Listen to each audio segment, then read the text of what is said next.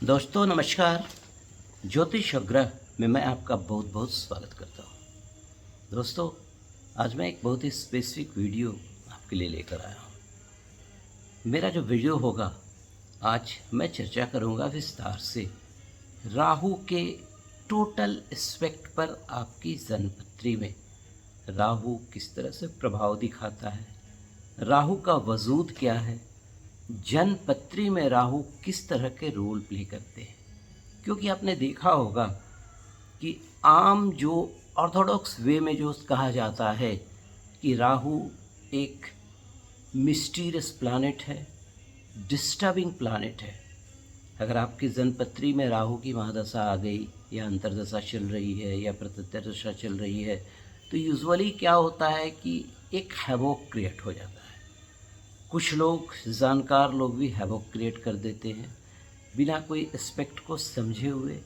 इसी पूरी चीज़ों पर चर्चा करूँगा कि what is the genesis of Rahu, what is the impact of Rahu. देखिए इनफैक्ट जो हम लोग आज मैं जो चर्चा इस वीडियो में करूँगा, सबसे पहले कोशिश करूँगा कि मैं जानने के लिए कि राहु है क्या। उसके अलावा राहु अगर आपकी जन्मपत्री में जहाँ पर भी प्लेस है किस तरह के रिजल्ट दे रहा है। किसी ग्रह के साथ उसने युति की है तो उसका जन्मपत्री पर क्या प्रभाव होगा, और एक पर्टिकुलर प्लेसमेंट पर भी चर्चा करूंगा कि वहाँ पर राहु अगर होगा तो शुभ होगा।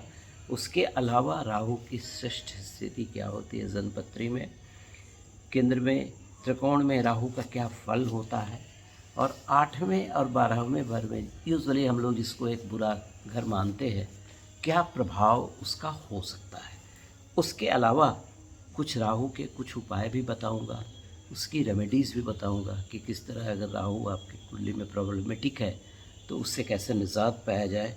और ये एक डिस्कस भी करूंगा कि क्या सचमुच राहु योग कारक है, जिस ग्रह के साथ बैठेगा कैसा रहेगा, और राहु से जो 8वें ग्रह बैठा है उसका मिस्ट्री क्या है। तो चलिए प्रोग्राम शुरू न कर देर न करते हुए शुरू करता हूँ। उससे पहले मैं आपसे एक रिक्वेस्ट करूँगा कि अगर आपने मेरा वीडियो सब्सक्राइब नहीं किया है तो मेरे वीडियो को सब्सक्राइब करें, मेरे चैनल को सब्सक्राइब कर लें और बेल आइकॉन दबाना मत भूलिएगा कि सो दैट कि कोई नया प्रोग्राम आए तो आपको इन चीज़ों का इन्फॉर्मेशन मिल जाए। देखिए कहते हैं कि Rahu this is the most unpredictable planet. उसके अलावा राहु का पुनर्जन्म से संबंध होता है, पितरों से संबंध होता है। बहुत बार आपने देखा होगा कि राहु से ग्रसित लोग को हमेशा पूर्वजों के सपने आते रहते हैं। उसके अलावा थोड़ा सा फोबियाटिक भी जो ड्रीम होता है वो आते रहता है। इसके अलावा राहु ये भी बताता है कि पूर्व जन्म में आप क्या लेकर आए थे, जो कि आप फिफ्थ हाउस है उससे जान सकते हैं, और वर्तमान में आप किस तरह से पूर्वजों का किया हुआ पुण्य को इंजॉय करेंगे। क्योंकि जो 9th हाउस होता है वो धर्म का भी होता है, भाग्य का भी होता है। तो उसके अलावा जो हम लोग राहु और केतु की जो स्थिति देखते हैं ये इनफैक्ट चंद्रमा और सूर्य से प्रभावित होते हैं। एक्चुअली राहु इनफैक्ट है क्या, देखिए चंद्रमा के 2 नोड हैं, एक नॉर्थ और एक साउथ। तो नॉर्थ जो नोड है वो राहु को रिप्रेजेंट करता है और जो साउथ जो नोड है वो केतु को रिप्रेजेंट करता है। तो राहु पर डायरेक्ट जो प्रभाव होता है या चंद्रमा का जो मॉनिटरिंग प्रभाव होता है वो राहु पर होता है। तो आपने देखा भी होगा कि जन्मपत्री में अगर राहु सूर्य के साथ है तो ग्रहण लग जाता है, चंद्रमा के साथ है तो ग्रहण लग जाता है। The same thing happen with the Rahu Ketu also, क्योंकि राहु और केतु एक दूसरा से 180 डिग्री के एक्सिस पे प्रेजेंट रहते हैं। उसके अलावा चंद्रमा हमारे मन की स्थिति को रिप्रेजेंट करता है, सूर्य आत्मा को। तो राहु जो है इनफैक्ट इसी मन और आत्मा का रहस्य है, उसको समझना बहुत ही मुश्किल है। क्योंकि राहु का जो स्वरूप है उसको हम लोग कहेंगे कि एक स्मोकी है। आप देखते होंगे कि राहु का जो प्रभाव होता है ये यहाँ सर पे होता है, और राहु को आपने देखा होगा कहा जाता है ब्लू एनर्जी। ब्लू एनर्जी क्यों कहा जाता है? क्योंकि यहाँ पर जो हमारा सेरेब्रल फ्लूइड होता है उसका रंग ब्लू होता है। तो राहु की कुछ खासियतें ऐसी होती हैं जो मैं आपसे चर्चा करूँगा लेटर ऑन वीडियो में, कि राहु पूरे मस्तिष्क को प्रभावित करता है और मस्तिष्क को प्रभावित करने के बाद ग्रास्प कर लेता है। फिर उसके बाद कुछ उटपटांग हरकतें भी एक आम आदमी की ज़िंदगी में शुरू होती है, लेकिन ऐसा नहीं है कि राहु बिल्कुल ही ख़राब होता है। चलिए और आगे बढ़ते हैं। जो हम लोग जानते हैं कि राहु में शनि का प्रभाव भी होता है, ठीक है। अब आइए थोड़ा सा चर्चा करते हैं कि राहु किन चीज़ों को रिप्रेजेंट करता है। देखिए, राहु इनफैक्ट राज्य, कलेक्शन, कुतर्क, तर्क नहीं, राहु वाले जो व्यक्ति होंगे वो कुतर्क ज़्यादा करेंगे। जैसे आप बोलेंगे कि पानी ठंडा नहीं पीना चाहिए तो कहेगा क्यों नहीं पीना चाहिए। इस तरह की बातें वो हमेशा आपको सुनने में आएगी राहु प्रधान व्यक्ति के मुंह से।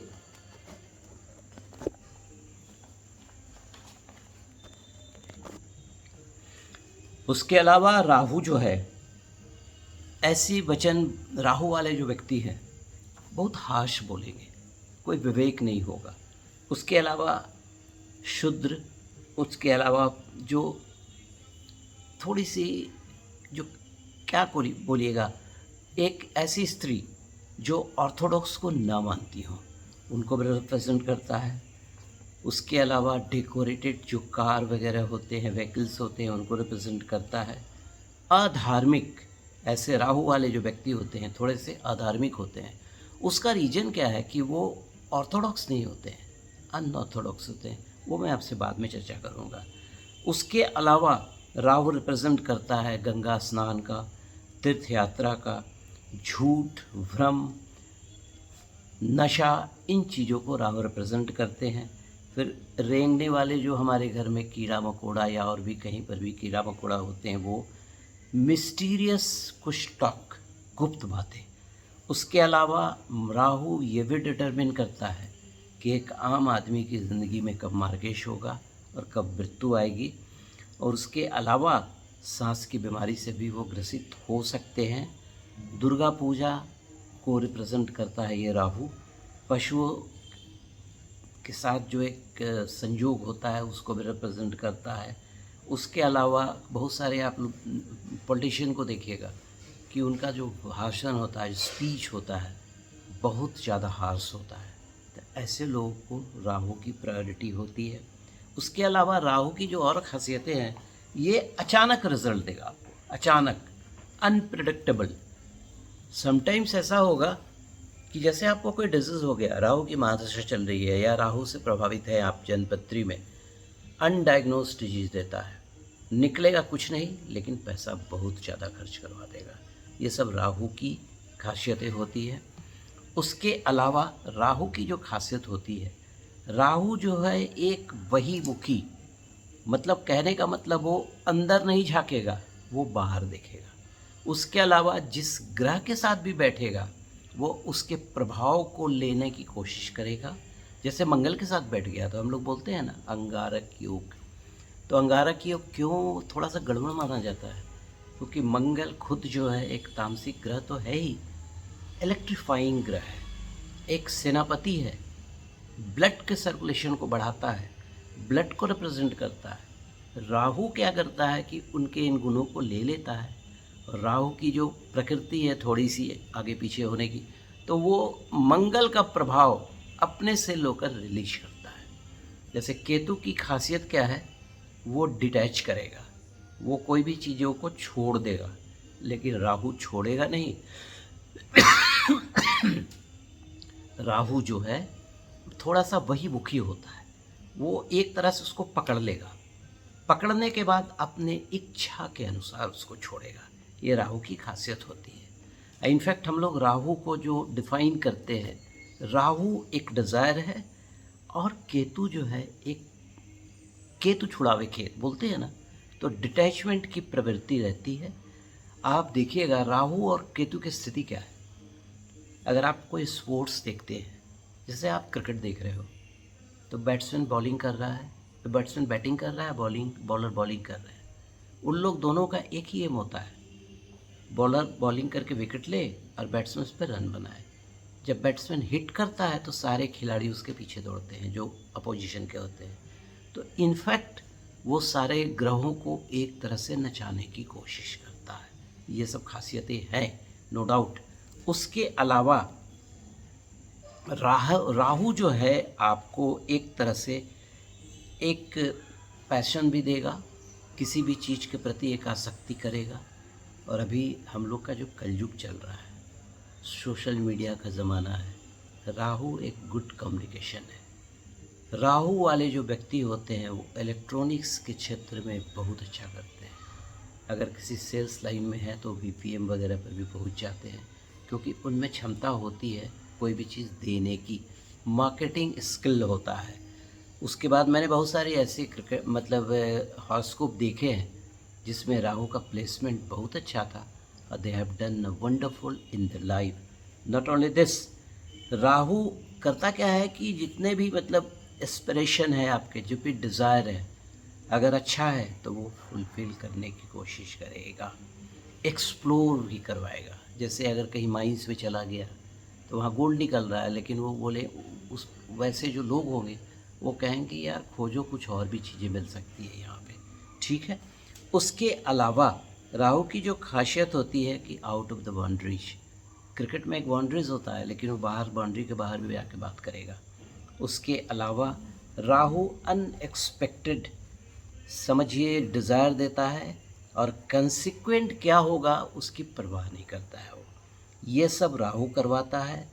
तो इसके कारण बहुत सारे लोग राहु को खराब मानते हैं, लेकिन नहीं, राहु के जो कहने का मतलब राहु वाले जो लोग हैं वो दूसरे को मैनिपुलेट करना भी बड़े अच्छे तरीके से जानते हैं। जैसे राहु जो होता है, राहु आपका स्मगलिंग, जुआ, गांजा, भांग, सब स्मगलिंग, इन सब चीज़ों को भी रिप्रेजेंट करता है। तो राहु के बारे में जो एक तरह की धारणाएं फैली हैं, ऐसा कुछ नहीं है। चलिए कुछ और एस्पेक्ट पर आगे चर्चा करता हूँ आपसे।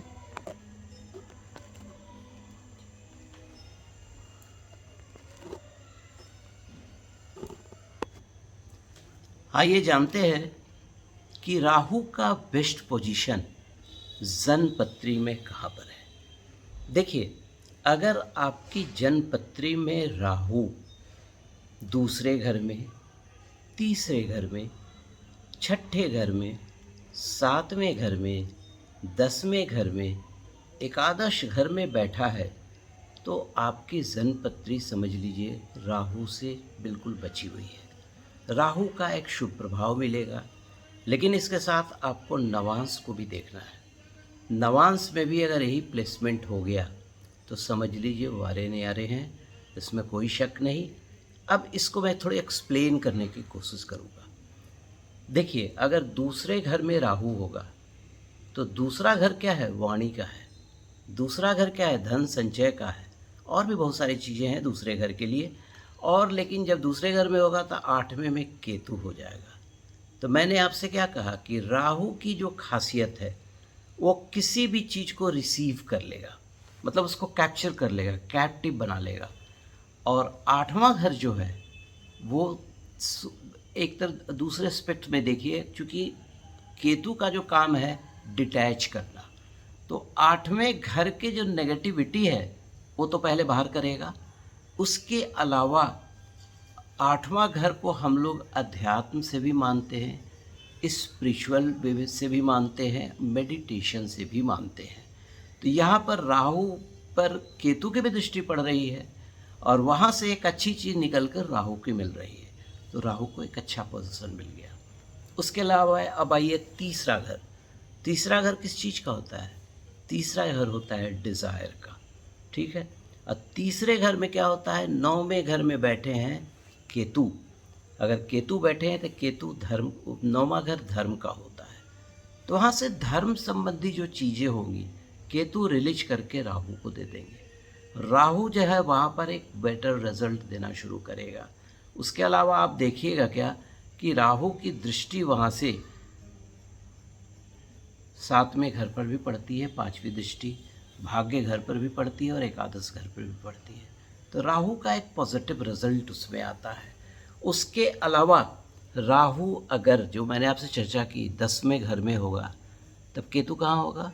चतुर्थ घर में। चतुर्थ घर क्या होता है? माता का होता है, चंद्रमा का होता है। तो यहाँ पर जो हमने चर्चा की कि Rahu in fact as a shadow of चंद्रमा, तो चंद्रमा का एक जो शीतलता प्रभाव होता है वो मिलता है राहु को। तो राहु के जो बेस्ट पोजीशन हो जाते हैं वो हो गए आपको 2, 3, 6, 7, 10, 11। उसके अलावा सबसे बड़ी चीज़ है कि राहु में जो सबसे बड़ी खासियत होती है, अनऑर्थोडॉक्स। ऑर्थोडॉक्स नहीं है वो। जैसे एक परंपरा चली आ रही है कि मंदिर में जाके पूजा कर लो, ये वो कहेगा नहीं, मैं घर पे ही भगवान को पूजा कर लूँगा। उसके अलावा राहु की जो खासियत है, अगर कोई उसको डांट रहा है तो उसको डांट सकता है। लेकिन केतु में एक धर्म वाला गुण होता है, अध्यात्म देता है। अब यहाँ पर एक चर्चा आती है कि 8वें और 12वें घर में राहु को खराब क्यों माना जाता है। देखिए, 8वां घर जो हो गया वो पति की कुंडली में पत्नी से सुख का, पत्नी की कुंडली में पति से सुख का, यानी वो सप्तम घर से दूसरा हो गया तो कुटुंब सुख का हो गया। दूसरा वो अकल्ट विद्या का हो गया, जमीन के नीचे जितनी भी चीज़ें हैं डीप नॉलेज का हो गया। लेकिन राहु की खासियत क्या है कि वो अनऑर्थोडॉक्स है, ऑर्थोडॉक्स नहीं है। हम लोग धर्म जो मानते हैं वो एक रिलीजन जो मानते हैं, एक विश्वास है, एक परंपरा है। राहु इसके अगेंस्ट जाने की कोशिश करता है। उसके अलावा राहु 8वां घर जो थोड़ा लिटिगेशन का भी होता है, तो राहु वहाँ पे मैटर को बिगाड़ता है। दूसरा 12वां घर की चर्चा कर लूँ। 12वां घर होता है सिंपली मोक्ष का। तो यहाँ पर मैंने आपसे कहा कि राहु पकड़ता है, रिलीज नहीं करता है। मोक्ष आप पा सकते हैं जब आपका जो धर्म, अर्थ, काम, जो इन चीज़ों से बचकर आप निकल गए, मोक्ष, तभी मोक्ष मिलेगा आपको।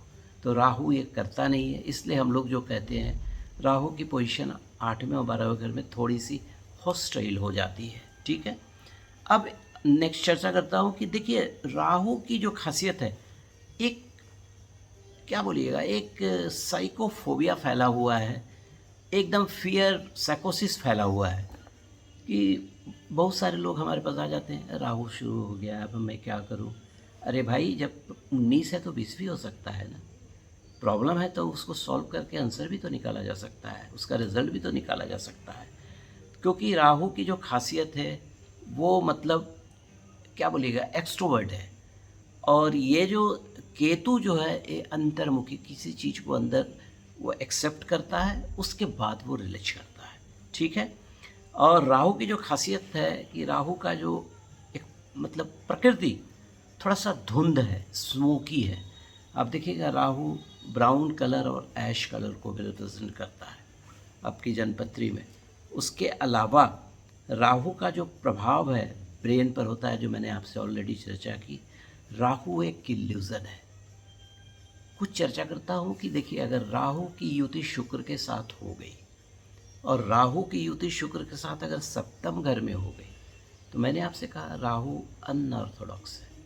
शुक्र क्या है, मैरिटल लाइफ को भी एक रिप्रेजेंट करता है। तो यहाँ पर देखिएगा कि राहु वाले जो व्यक्ति है, यूजुअली अगर राहु की महादशा चल रही हो, अंतर्दशा चल रही हो, तो कम्युनिटी से बाहर जाके, अपनी जाति से बाहर जाके भी मैरिज वगैरह को कर सकते हैं। अगर फीमेल की कुंडली में राहु और शुक्र एक साथ है, धन तो बहुत देगा, लेकिन कुछ दूसरा रास्ता निकाल कर भी दे देगा। उसके अलावा आइए अब देखते हैं राहु और बृहस्पति। तो एक चीज़ आप ध्यान दीजिएगा कि राहु के बाद बृहस्पति आता है। तो बृहस्पति, तो मैंने आपसे कहा कि राहु जिस ग्रह के साथ बैठता है कोशिश करता है उसके आचरण को लेने का। तो अगर आपकी जन्मपत्री में बृहस्पति की स्थिति खराब है, बहुत अच्छे फेवरेबल नहीं है, राहु क्या करेगा, उनका नेगेटिव पार्ट को लेकर रिलीज करने का कोशिश करेगा। पॉजिटिव तो लेगा ही लेगा। तो अब क्या होगा कि जब तक राहु के बाद बृहस्पति आएगी तो आपके पास देने के लिए कुछ नहीं होगा। इसीलिए राहु और बृहस्पति का जो कॉम्बिनेशन है उसको थोड़ा सा नेगेटिव माना जाता है, लेकिन नहीं, उसका सॉल्यूशन भी किया जा सकता है। आप राहु की जो एनर्जी है उसको ट्रांसफ़र कर सकते हैं, बृहस्पति को मजबूत बना सकते हैं। ये सब एक समझिए एस्ट्रोलॉजिकल एक रेमेडीज़ हो गया, ठीक है। उसके अलावा राहु, जैसा हमने चर्चा की कि राहु केवल धड़ है और केतु जो है राहु सर है, केतु धड़ है। क्योंकि राहु ने क्या किया था, चंद्रमा नाम लेकर देवताओं की पंगत में बैठ गया था, उसने 2 बूंद अमृत भी पी ली थी, फिर बाद में भगवान विष्णु ने उनका सर अलग कर दिया था। तो राहु में एक क्षमता भी है, राहु प्रधान व्यक्ति काफ़ी दिन तक जीवित भी रहते हैं।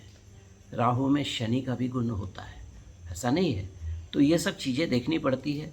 उसके अलावा अब चर्चा करता हूँ कि अगर राहु की अंतर्दशा आ गई और अगर आप जॉब में हैं, तो अगर आप कोई डिजिटल कम्युनिकेशन इस तरह का करते हैं तो बहुत ही अच्छा होगा। उसके अलावा राहु आपको एक जगह से दूसरी जगह प्लेसमेंट भी कर सकता है, ठीक है। आपने देखा होगा कि राहु महेंद्र सिंह धोनी की जन्म पत्री में राहु लगन में बैठे हैं। जब वो कोई बचपन में दिखाए उखाए होंगे तो सब तो ये बोला होगा राहु बैठा है क्या करेगा। वो वर्ल्ड के आइकॉन बन गए ना, झारखंड के आइकॉन बन गए, देश के आइकॉन बन गए, ठीक है। तो ऐसा नहीं है, एक ज्योतिष शास्त्र का रहस्य है राहु। अगर राहु को आपने समझ लिया तो समझिए कि आप बहुत बड़े ज्योतिष हो गए। राहु के बारे में इस तरह की धारणाएं बिल्कुल ही नहीं होनी चाहिए। मैं तो इसको अपोज करता हूँ। मेरे पास जो भी आते हैं मैं कोशिश करता हूँ काउंसलिंग करके राहु के बारे में जो पॉजिटिव फीडबैक है, जो भी चीज़ें हैं, उसे रिलीज करने का। चलिए और आगे बढ़ते हैं, कुछ और पॉइंट पे डिस्कस करता हूँ।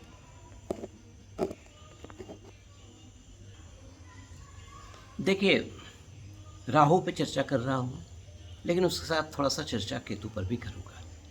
केतु एक इंट्रिंसिक एनर्जी है, आंतरिक ऊर्जा है। जब केतु की महादशा आती हो या केतु आपका लग रहा है जन्मपत्री में नेगेटिव है, तो केतु को मंत्रों का जाप करें। उसके अलावा केतु एक आध्यात्मिक ग्रह भी है। राहु को अधार्मिक हम लोग इसलिए कहते हैं कि ये जो ग्रह है ये अनऑर्थोडॉक्स है, ये ऑर्थोडॉक्स को मानता नहीं है। और अगर राहु से प्रभावित व्यक्ति अगर नदी में स्नान करता है तो राहु की जो तामसिक थॉट है वो नदी में फ्लो अवे हो जाती है। उसके अलावा जो तामसिक शरीर है वो निर्मूल हो जाता है। आपने देखा होगा कि बहुत शास्त्रों में भी लिखा है, उपाय में भी लिखा है कि राहु एक अधार्मिक ग्रह है, लेकिन अगर किसी मंदिर में जाकर आप झाड़ू दान करते हैं, क्योंकि झाड़ू रिप्रेजेंट करता है राहु को, तो अधार्मिक से धार्मिक हो जाता है, क्योंकि धर्म के स्थान में आप उसको दे रहे हैं। उसके अलावा राहु की अंतर्दशा आएगी तो ये मानकर चलिए कि आपका ट्रांसफ़र वगैरह भी हो सकता है। उसके अलावा राहु से निजात पाने के लिए आप किसी भी मंदिर में जाइए या कहीं भी जाइए तो परिक्रमा जरूर कीजिए। परिक्रमा करने से राहु के जो नेगेटिव रिजल्ट है उससे आपको फ़ायदा होगा। उसके अलावा तीर्थ यात्रा पर भी जा सकते हैं। तीर्थ यात्रा पर अगर आप जाते हैं तो कम से कम 3 से 5 दिन कोशिश कीजिए वहाँ रुकने का, ठीक है। राहु की भक्ति जो है ना, राहु की जो भक्ति है उसमें एक मोशन है, वो मतलब वो मेडिटेशन नहीं करने देगा, लेकिन आप दौड़कर, जैसे बहुत जगह जो मंडली होती है, मतलब भगवान की जो आरती उरती के समय या दुर्गा माता की जो मंडली होती है उस समय राहु का रिप्रेजेंटेशन जो होता है, ठीक है। उसके अलावा राहु घर में धार्मिक संस्कार को भी एक्टिवेट करवाते हैं। राहु एक ऐसा फोर्स है जो सूर्य और चंद्रमा से गाइड होता है। तो ये मान कर चलिए कि अगर आपकी जन्मपत्री में राहु और सूर्य और चंद्रमा अच्छे हैं तो राहु कभी नेगेटिव प्रभाव नहीं देगा। क्योंकि इनफैक्ट क्या है ना कि राहु के बारे में बहुत सारे मतलब तोड़ मरोड़ कर बहुत सी चीज़ों को पेश किया गया है, ठीक है। अब आइए थोड़ा सा चर्चा करता हूँ कि राहु की युति, अगर राहु सूर्य एक साथ हो तो देखिए, राहु और सूर्य एक साथ हो या उनकी अंतर्दशा हो या प्रत्यंतरदशा हो तो ये मान के चलिए कि ये बहुत अच्छा होगा। बहुत सारे लोग कह देंगे तो ग्रहण लगा हुआ है, ऐसा नहीं है। अगर दोनों अच्छे पोजीशन में हैं तो अतुलनीय धन देंगे। सूर्य क्या है? आत्मा का कारक है, सरकार का कारक है। पॉलिटिशियन की जन्मपत्री में अगर राहु और सूर्य की अंतर्दशा प्रत्यंतर दशा आ गई तो वो उनका पोस्ट का एलिवेशन हो जाता है। अभी देखते हैं ना, बहुत सारे एमएलए कभी वो फिर राज्यसभा में चले जाते हैं, एमपी बन जाते हैं। उसी तरह सूर्य और चंद्रमा का भी कॉम्बिनेशन ये भी उत्तम कहलाता है। राहु और चंद्रमा का कॉम्बिनेशन, राहु मंगल जो मैंने आपसे चर्चा की, अंगारक योग, ऐसा नहीं, राहु मंगल भी आपको धन प्रभावित करेगा अगर मंगल अच्छी स्थिति में हो। क्योंकि राहु की खासियत क्या है? वो ग्रास्प करता है, ग्रास्प करने के बाद फिर रिलीज कर देता है।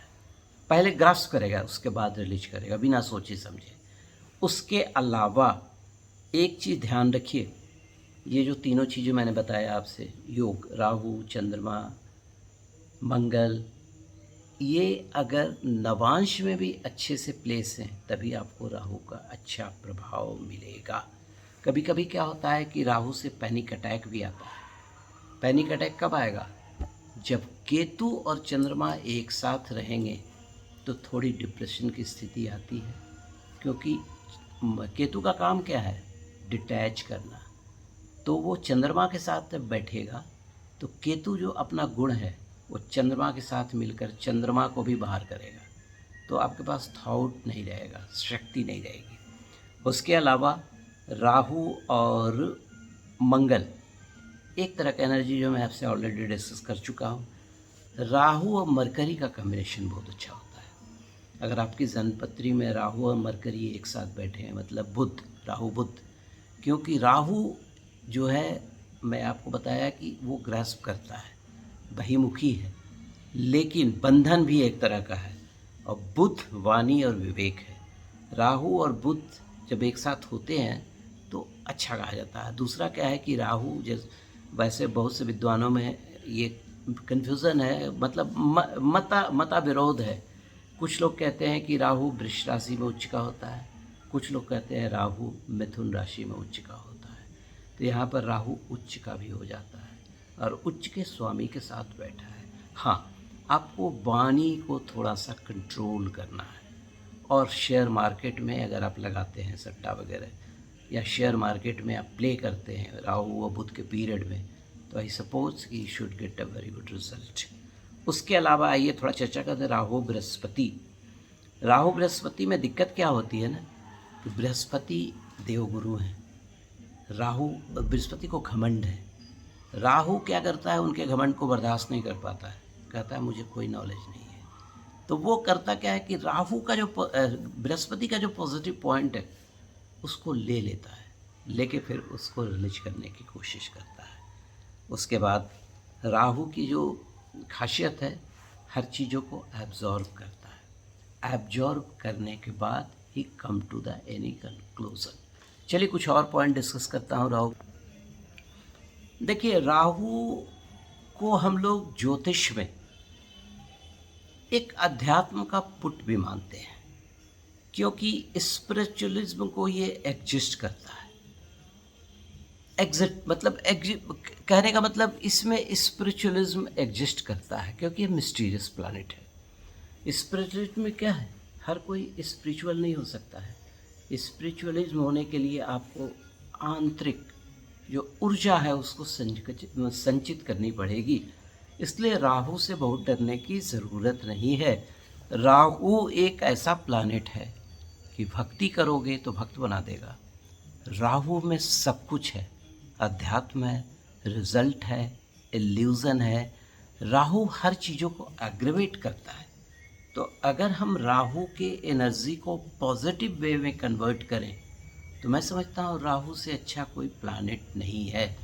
आप देखते होंगे लाल किताब वगैरह जो आजकल चर्चा में है, इनफैक्ट लाल किताब में भी सब ज्योतिष का ही पुट है।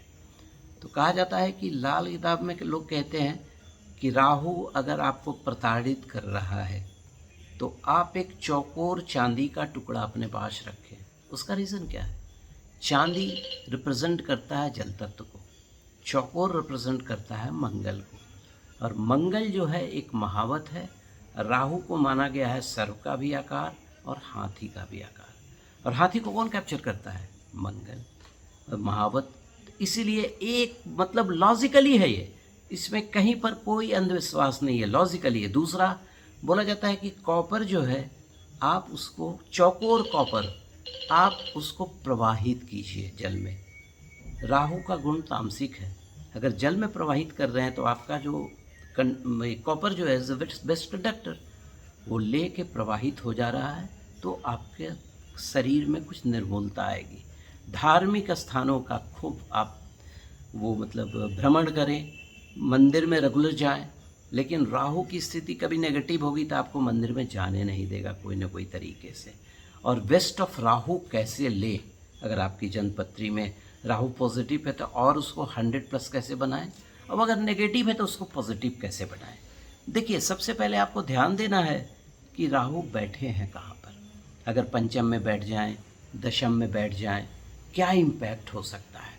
उसके अलावा राहु की जो खासियत है, अभी जो ज़माना आ गया है, हम लोग कल की युग में हैं, कल की युग में राहु का प्रकोप है, क्योंकि ये बहुत ही नेगेटिव थॉट है राहु का, पॉजिटिव तो है ही, लेकिन कुछ ऐसी चीज़ें हैं जो आजकल के आप देख भी रहे होंगे। पहले जिस तरह का एक सिविलाइजेशन था, आज थोड़ी सी उसमें रिसेशन आ गया है, ठीक है। उसके बाद राहु जो होता है विदेश यात्रा तो करवाएगा, नशे की लत लगा सकता है, तो ये खराब राहु करता है। तो आप सब, पहले भी मैंने बताया कि चंद्रभान जो थे देव वेश बदल कर पंगत में बैठ गए, जो विष निकला उसको तो भगवान शिव ने पी लिया, ठीक है, लेकिन अमृत जो था सबसे पहले राहु ने कर लिया, ठीक है।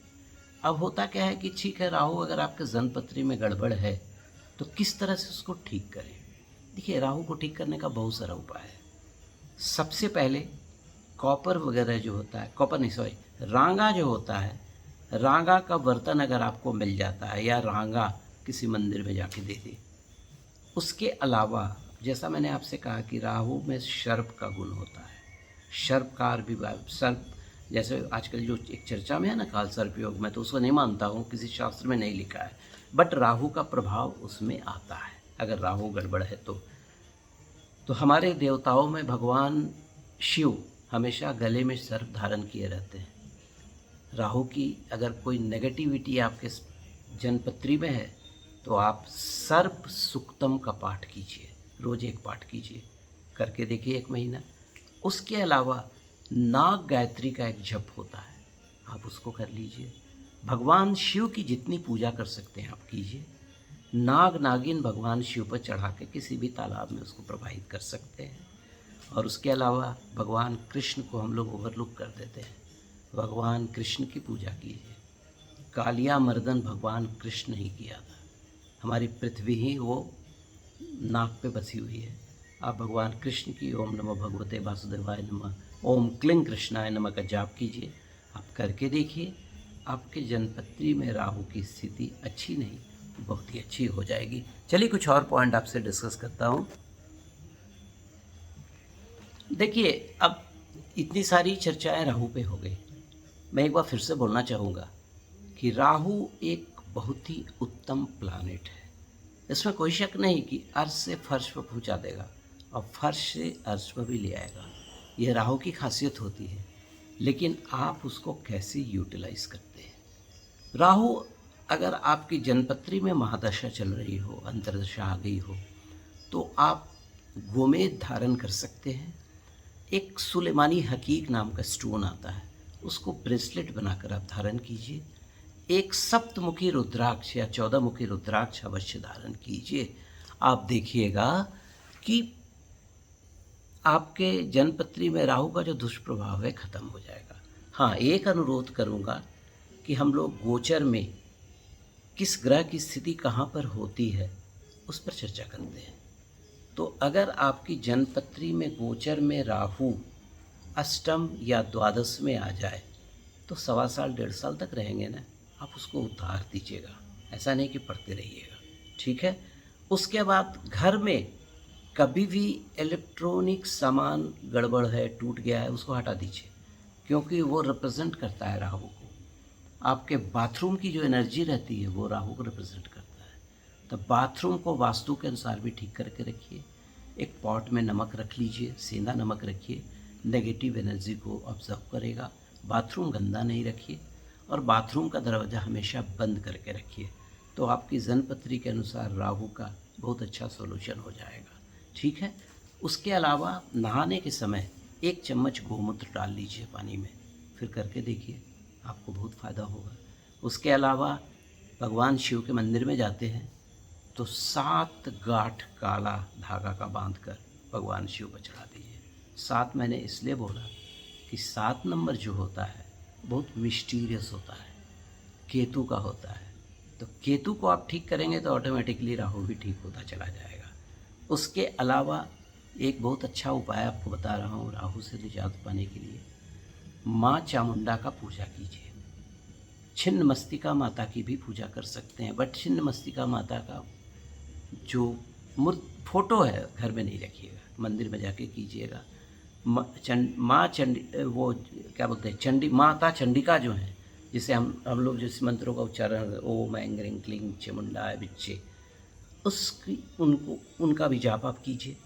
क्योंकि वो देखिए क्या, वो रक्त बीज का जब वध की थी तो पूरे गले में नरमुंड बांधी हुई थी। राहु भी जो है सिर्फ उनका ये है, इतना ही है, तो वहाँ पर एक आपको पॉजिटिव रिजल्ट मिल जाएगा राहु का। उसके अलावा शेरावाली के सामने एक नारियल में लाल कपड़ा लपेट लीजिए और वहाँ पर बैठकर ओम दुर्गाय नमः एक माला जप लीजिए। उसके बाद ओम रांग राहवे नमः का जाप कीजिए और उसके बाद उसको आप किसी नदी या तालाब में प्रवाहित कर दीजिए। आप देखिएगा आपको बहुत फ़ायदा होगा। उसके अलावा राहु आपको बहुत ज़्यादा परेशान करता है, तो चंद्रमा के नक्षत्र में, जो चंद्रमा के 3 नक्षत्र होते हैं ना, उस चंद्रमा के नक्षत्र में एक नाग नागिन का जोड़ा भगवान शिव पर अवश्य चढ़ाएं। देखिए, मैं पिछले 24 ईयर्स से एस्ट्रोलॉजी कर रहा हूँ, पढ़ता था, तो मैंने इन चीज़ों को फाइंड आउट किया, बहुत सारे आर्टिकल्स देखे। उसके बाद मेरा पर्सनल अनुभव भी है, बहुत की कुंडलियाँ देखी। राहु में कुछ लोगों को मैंने प्रॉब्लम में भी आते देखा, लेकिन सॉल्यूशन भी निकलते देखा। राहु में मेटेरिक राइज होते देखा। तो दोस्तों, अगर आपको मेरा वीडियो पसंद आया है तो लाइक कीजिएगा, सब्सक्राइब कीजिएगा और बेल आइकन दबाना मत भूलिएगा कि सो दैट कि मैं कल कोई नया वीडियो आपके लिए दूँ और आपको फिर इन्फॉर्मेशन मिल जाए। चलिए फिर मिलते हैं अगले वीडियो में किसी नए टॉपिक के साथ। नमस्कार।